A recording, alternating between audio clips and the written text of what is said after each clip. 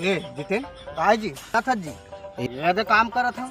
सुन ना भैया भैया हाँ काय बताना है। और आवाज बने लाग थे एक ठन गाना सुना दे मोर जोरदार लाग थे पूरा में नहीं सुनाओ जी लेकिन कहीं गाना सुना दे मस्त चटपटा वाला सुनाओ सुना देंगा।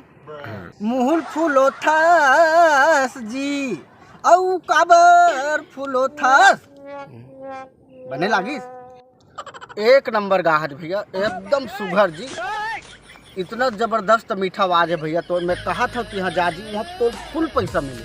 जूता चप्पल अवधि पौआ सीसी बेचो ये में एक नंबर आवाज लगी जी। तो साले मोर कबाड़ी वाला समझते हैं।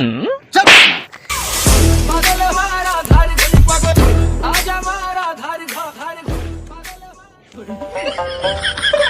गायक ला तो ऐसे समझता छत्तीसगढ़ का फेमस गायक ला